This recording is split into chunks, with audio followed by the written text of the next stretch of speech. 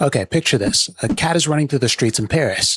Behind her, a skunk in a beret is chasing her, arms out, lips puckered, acting like he's owed a kiss. She runs out of place to go and eventually she gets cornered. He catches up to her and that's when you notice the music. It's saying it's romantic, but what you're actually watching feels more like a horror movie. And the cartoon just acts like this is perfectly normal. This is just classic Pepe Le Pew.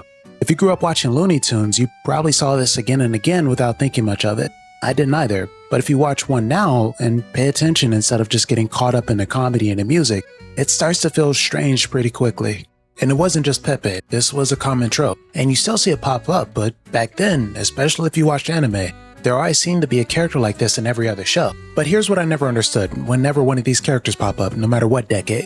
What's the actual joke supposed to be? Is the joke that this guy is pathetic? Is it that he's out of touch and wrong? Are we meant to be laughing at him? Or is it a joke that she's clearly miserable and not interested, but he keeps chasing her anyways? Those might sound similar, but they're not the same joke. Which one you're actually seeing decides whether this still works or just makes your skin crawl. And let me answer the people who ask why focus on Pepe, or it's just a cartoon, why does it matter? And fair, it's not like he's the worst character out there. There are much darker ones like Tex Avery's Wolves, Quagmire, or Sanjay. But with Pepe, his whole character is built around this one joke, and he's been repeating it for 80 years. This isn't just a one-off, he was specifically created, marketed, and rebooted to do the same gag again and again. That's why he stands out. One bad episode is just a blip. One bad joke can be ignored, but Pepe is a whole broken system running non-stop longer than anyone else in American animation. Here's my point. The issue isn't that comedy has creepy cartoon characters. Comedy needs weirdos, fools, and people who don't get social cues. That's part of the fun. What matters is who is the joke aimed at. If you're laughing at the person being chased or embarrassed, it just feels mean. But if you're laughing at the creep being clueless, the joke still works, even today. So let's take a look at one of the most controversial characters in cartoon history. You know, one of the mysteries of my life is why a woman run away when all she really wishes is to be captured. Pepe first appeared in 1945 in a Chuck Jones short called Adorable Kitty, voiced by Mel Blanc. But the character you actually remember, the one everyone argues about, didn't fully take shape until 1949 in a short called For Sentimental Reasons. That's the one that won an Academy Award for Best Animated Short. Hold on to that fact because we're going to come back to it. For nearly 2 decades, the formula barely changed. A black cat, eventually named Penelope, gets a white stripe by accident, usually from paint. Pepe smells her, thinks she's a skunk, and falls in love with her on the spot. Then she bolts, he follows, but at this slow, casual pace that's somehow creepier than if he just sprinted after her. It's like Michael Myers, but somehow creepier. The whole time she's panicked, disgusted, and basically just desperate to get away. And he just thinks she's playing hard to get. And eventually, he always catches her. Now that's awful. But I should probably explain why Pepe gets a kind of attention instead of, for example, the wolves in Tex Avery's cartoons who literally just howl at women. Those moments are real and dated too, but they're just quick, slight gags, not the whole cartoon. Pepe is different not just in how much, but also what he represents. The chase isn't part of the story, it's the entire story, every time across dozens of shorts. He's a character who's still got merchandise, reboots, and appearances every few years. A single gag in another cartoon is just a product of his time. A character whose whole identity is built around that one joke, kept alive for decades, is something entirely different. And let's be clear, calling him kind of a creep doesn't even cover it. He's not just flirty. The target wants nothing to do with him. There's no confusion. The cartoon makes her disgust obvious. The chase isn't set up for a joke, it's the joke. Her misery isn't a side effect, it's the whole point. If you take that away, there's nothing left. Here's something from Chuck Jones himself that says more loud than any critic ever could. Later in life, Jones said Pepe was basically the man he wishes he could be. So sure of his own appeal that it never even crossed his mind that his attention might be unwanted. Think about that. This is the creator, years later, accidentally explaining why the joke doesn't work. The whole thing is built around a guy who literally can't hear no. So all this time it wasn't a writing mistake, that was literally the character's design. And here's the thing about the 1949 Oscar. This wasn't some forgotten embarrassment. At the time, this formula, a terrified cat cornered by a skunk who can't see her fear as anything other than plain hard to get, was considered by some to be the best animation around. The industry didn't just accept this joke, it gave it the highest honor for an animated short that year. The main point is that the issues with Pepe Le Pew aren't just that he's old and dated. The joke itself fails because they keep trying to convince us that not taking no for an answer is somehow charming. But to really understand why this formula stuck, you have to look at the 2 main women paired with Pepe, each showing a different side of the trope. Warner Bros. Actually gave Pepe two very different women to be paired with across history, decades apart, and comparing the two actually tells you almost everything this joke is actually built on. The first is Penelope, and I want to push back a little on the version of this argument that treats Penelope as a pure passive victim, because the actual cartoons are stranger than that.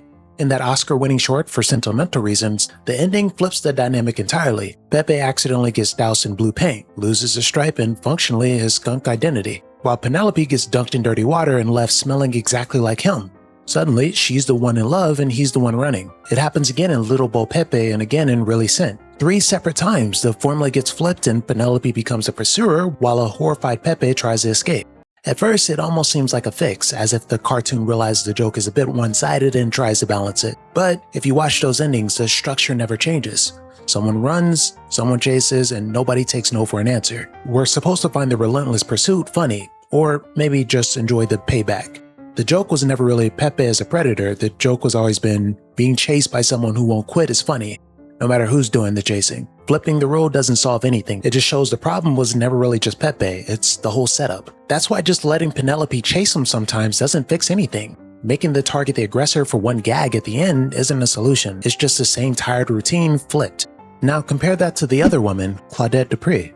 In 2018's new Looney Tunes, Pepe was reworked as Agent Le Pew, a James Bond-style spy. He and Claudette are rival agents repeatedly assigned to the same missions, competing over jewels, secret plans, and other spy movie nonsense. There's a real attempt to fix the problem, and it's a smarter idea than just letting her punch him sometimes. Instead of the predator and prey, you have 2 spies who are sometimes partners, sometimes rivals, and are evenly matched. Both are perfectly capable of outsmarting each other. There's no chase based on fear, no cornering, no terror. It's truly a completely different show using the same character. This version doesn't work either, but for the opposite reason. The Claudette dynamic isn't offensive, it's just boring. There's no tension because there's nothing underneath. Take away what made Pepe unique, the weird clash between his confidence and her fear, and all you got is a generic cartoon spy. Claudette isn't hurt by Pepe, but she's also not really connected to him either. They're just 2 rivals who sometimes team up. It's just like every other cartoon. There's no reason it had to be these 2. They stripped out what made the old version disturbing, but also what made it memorable. It went on for a couple years and then it just kind of faded away. So here's a real difference and why it's kind of the whole point. With Penelope, the dynamic works. People remember it because it's all about her fear and his refusal to notice it. It's compelling like a car crash is, but it's not okay. With Claudette, there's nothing to be offended by, but also nothing to care about. Warner Bros. Tried this experiment twice, decades apart, and missed the point both times. The first version is toxic but alive, the second version is safe but dead. Nobody at the studio figured out a way to make a version that's both fair to women and actually interesting. That gap between not creepy and still a story is the whole problem, right there in one character's history. Time out, hold up. I somehow made an entire Pepe Le Pew video and just flat out forgot Fifi Le Pew existed. That's actually impressive since she's basically just Pepe in purple fur from Tiny Toons. The difference? Fifi's crushes are just awkward teenage crush nonsense, not the full-on stalking, so Warner Bros. Accidentally fixed the Pepe problem before anyone even complained. I am oversimplifying the hell out of this so it doesn't get too distracting, but that's basically the gist of it. She even showed up in the 2023 Tiny Toons University reboot, now dating Hampton J. Pig, which I guess is cute, but nobody remembers her. Not even me, apparently. So yeah, Fifi exists. Please don't come after me, Tiny Toons fans. Alright, back to the video. Honestly, messy is probably the best word to describe how Warner Bros. Has handled this situation. It's not really about censorship or cancellation. It's just a company that spent years just refusing to make a decision. Let's look at Space Jam: A New Legacy. There was a Pepe scene, kind of. They shot the live action footage under director Terrence Nance, but Pepe was never animated into it. According to reporting at the time, the scene had him hitting on a woman, getting firmly rejected, and then facing consequences for once. Pepe apparently reveals that Penelope has a restraining order against him, and they have a moment where LeBron has to tell him that it's not okay for him to grab cartoons without their consent. Unlike before, it wasn't just a let her hit him and move on fix, and it wasn't the Claudette approach either where they just quietly remove the problem. This version reportedly addresses the premise directly, but after Nance left the production and Malcolm D. Lee took over, the sequence was dropped, so audiences never got to see whether this would have worked or not. Weeks later, in March 2021, New York Times columnist Charles Plow published a piece arguing Pepe normalized rape culture. Days later, The Hollywood Reporter reported that Pepe wasn't a part of any current Warner Brothers TV projects, and there would be no plans to bring him back. But that came from inside the studio, not an official announcement. And apparently the decision had been made more than a year before the controversy even started. A lot of outlets ran with canceled, full stop, and some of the copycat coverage dressed it up as something closer to an official statement than it ever really was. It wasn't a press release, it was reported on and then ran through a game of telephone. Also, Chuck Jones' daughter, Linda Jones Clough, actually had a take that surprised me. She didn't celebrate Warner Brothers shelving him, but she treated it as if it was their call. And then she offered a much more interesting answer for what they could do next. She gets asked how Pepe could work now, and her answer just ripped the romance out completely. Suddenly Pepe is not chasing anymore, he's just out there, bombing interviews, getting shot down, and somehow still convinced he's the best guy for the job every single time.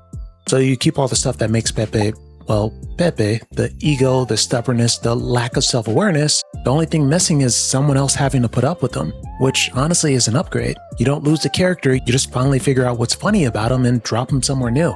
It's kinda wild how Chuck Jones' own daughter managed to reinvent Pepe in a single interview, while Warner Brothers has been flailing around for years and still can't get it right.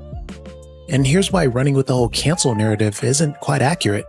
That November, Pepe appeared in a cameo in the Animaniacs reboot. In the episode, an in-show animator draws him into the scene as a joke. Pepe immediately gets uncomfortable, apologizes for moving a little fast, and then gets erased mid-joke while begging not to disappear. The episode was written before the controversy but aired after, and it's hard to see it now as anything but the studio making a dark joke about its own indecision. Whether that was the plan or not, that's the most recent screen appearance I could verify, but still there's no official cancellation, no official return, just silence either way. So it's not just a case of they shelved him then brought him back, it's actually even weirder. They tried the boring fix with Claudette, but nobody came away treating that as the new definitive Pepe. They wrote the honest fix in Space Jam, the one that actually addressed the problem but then cut it before anyone saw it. And then they just stopped, just silent. That says a lot. Even when they had a version that finally addressed the problem directly, they abandoned it before completing it. So why can't anyone at Warner Brothers make a call on this? Easy, nobody cares enough to force a decision. The company has been through millions of mergers, streaming rebrands, and executive swaps. Pepe isn't making them money, but he's too famous to just toss out. So he just sits there, untouched, waiting for someone to actually give a damn. But nobody sticks around long enough to bother. The hesitation isn't the real story. It's not about being too sensitive or not sensitive enough. The studio clearly seems to know the main joke just doesn't work anymore. They tried watering them down, and they tried the honest fix, even though they buried the honest one. So, after 80 years, even the people who own Pepe don't know what to do with them. In my opinion, Warner Brothers is absolutely overcomplicating this. The real rule is simple. Here, let's get into it. Hold on to me! I will, and I will never let go! Romance, not the problem. Neither is flirting. Or awkward idiots tripping over themselves because they like someone. That's also not the problem. Comedy lives off that stuff, and it should absolutely keep milking it. Who hasn't made a fool of themselves trying to talk to someone they like or a crush? That's gold, and it's super relatable. The real issue is simple. When no stops being a boundary and turns into a punchline. That's it. That's the only rule. You know how it goes. One character wants another, the other says no, maybe even runs for the door. But the first one just keeps going, somehow taking no as an invitation to try harder. And the whole scene, the music, timing, everything acts like it's hilarious. We're supposed to laugh, not feel uncomfortable, because apparently ignoring boundaries was considered comedy back then. Here, we can even test this out right now. Take the exact same scene. A guy flirts, the woman says no. In one version, he ignores her and keeps pushing. So the only joke possible is the discomfort around that. But in another version, the word no actually matters. So now it stops some code. So now he has to backpedal, apologize, or pretend he wasn't even trying that hard in the first place. Same setup, completely different joke. The word no doesn't have to kill the comedy, it just moves the punchline onto him. So no, I'm not saying we should ban every chase scene forever. Persistence isn't evil. Every story has some idiot who won't give up, and half the time we're cheering that person on. The real problem is, did the person say no, or are they just being coy? If it's the first one and you keep chasing after they basically sprinted out the room, that's nasty. I get it, it's supposed to come off as persistence, but it feels more like you're just refusing to listen. Doesn't matter how charming your character is or how wacky the setup gets. The joke only lands if nobody cares about the no. And the second anyone actually thinks about that, the whole thing just falls apart. Oh, but of course, this little one wished to commit suicide to prove her love for me. What a sweet gesture. Nevertheless, I must prevent it. Let's address a few things that are going to come up no matter what I say here. I know what to expect. Some people will say it's just a cartoon, relax, while others will just get mad about the subject material regardless. So let's talk about it up front. The "it's just a cartoon" point actually makes some sense. Cartoons have always used exaggeration. No one thinks Wile E. Coyote pulling an anvil out of nowhere is a real way to solve your problems, or that Tom getting squashed by a piano is a real safety concern. Comedy often uses silly or risky behavior as the joke. That's nothing new, and by itself it's not even a problem. There's also the "it was a different time" argument. It's true that in 1945 people didn't talk about consent the way we do now. That explains why the joke was made, but that doesn't explain why we should keep showing it to kids today without any warning. Context explains the past, but it doesn't decide what we should do now. If we're still going to keep this content available, at least add a warning. It's just being honest with the viewers, especially kids, about what they're about to see. But here's the real question, and it's more specific than just asking whether this should exist or not. This is kids media that repeats a joke where someone's fear and someone's no are the punchline, again and again, without ever treating it as a problem. Is this something you'd want to show a 5-year-old over and over for years without any warning? This isn't about being too sensitive, it's just a broadcast standard issue.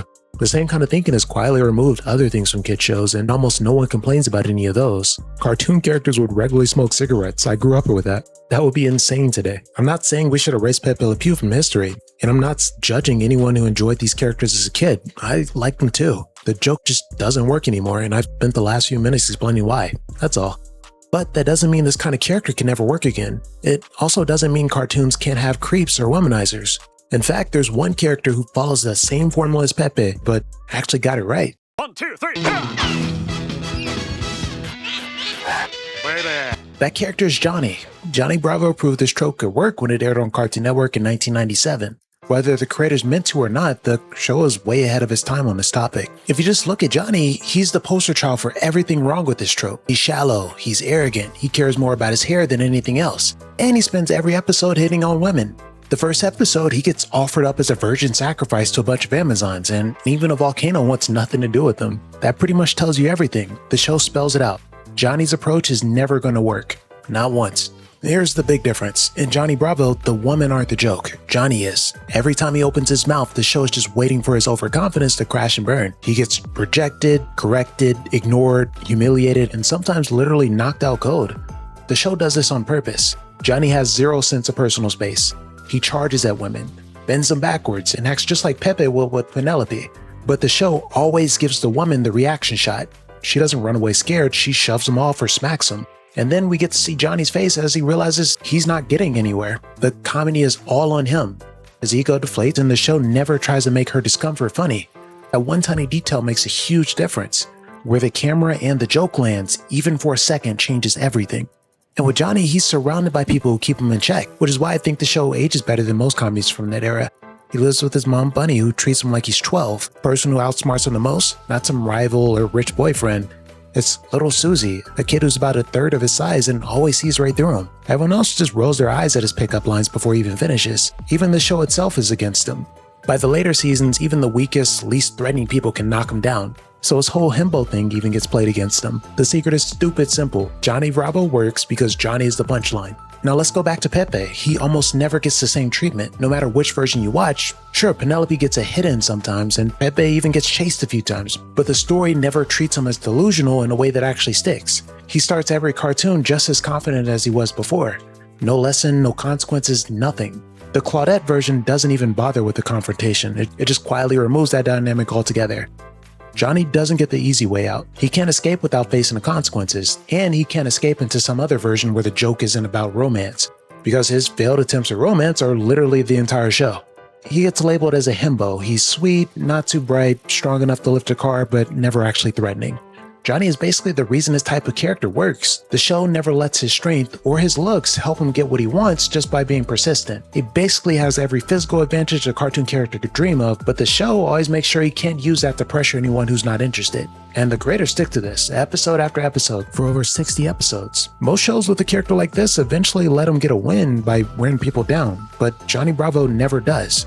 Him and Pepe are built on the same idea. Guy wants girl, guy chases girl. But they end in a totally different place depending on where the story puts the focus. Pepe and Penelope want you to laugh at the chase. That's the whole joke. His confidence never gets punished in any real way. Her fear of him is the punchline and he walks away unharmed, ready to do it all again next week. Pepe and Claudette don't really give you anything to laugh at because the writers just took out the conflict instead of actually trying to fix anything. What's left barely counts as a dynamic. But with Johnny, they want you to laugh at his delusion, a guy who honestly thinks his approach should work and gets proven wrong over and over. He's not punished for wanting things, he's punished for how he goes after them, again and again, with no exceptions. Most stories that use this trope have to skip that part, and the so-called fix dodges it too because it's hard to do. The story has to take a stand against its main character. That's the difference between a joke that ages well and one that falls flat. It's not whether a character is confident, awkward, delusional, or just weird around people he likes. Comedy needs all that, it's great material. What matters is who the story shows as being wrong. Johnny's success is proof that the formula can work if the story knows what the joke is aimed at. So back to the main question this whole video is built around. What is the joke? That was never really asked in whether creepy characters are allowed in comedy. Of course they are. Comedy always had room for pathetic men who think they're smoother than they are. If you take that away, there goes half the genre. The real question was always narrower than that, and it's the only one that mattered this whole time. Who was the joke on? If the joke is on the person being chased, cornered, watched, or embarrassed, the trope rots. Doesn't matter how old it is, how beloved the character is, or how many decades of memory are propping it up, it doesn't survive. If the joke is on the creep, and his entitlement, his delusion, the difference between how he sees himself and how the world sees him, it can still work. With no asterisks either, not for his time, it just works. And here's what Pepe's own history shows, almost by accident. Just removing the danger isn't the same thing as finding a better joke. Claudette proved that you can take away everything uncomfortable about a character and still not end up with something that works. That's because you remove the core instead of fixing it. The solution was never make it safer. The real fix was always make the story more honest about who's wrong. Johnny Bravo's writers figured it out, but Warner Brothers, after 80 years and two very different women, never has. That's why Johnny Bravo still works for me, and Pepe Le Pew doesn't, in either version. One show gets the creep as the problem, the other keeps hoping that the chase comes off as charming or that quietly deleting it counts as fixing it. That's the difference between updating a character and actually understanding the joke. Pepe doesn't have to stay banished forever. He's a part of cartoon history. Maybe not the best part of it, but part of it still. The problem was never that a cartoon character was awkward, delusional, or hopelessly convinced that he was irresistible. That can be funny. The problem was aiming the joke at the wrong person for 80 years. If Warner Brothers can finally get that part right, maybe Pepe can come out of timeout. Just maybe keep Penelope's restraining order active for a while. Who knows? That's the one.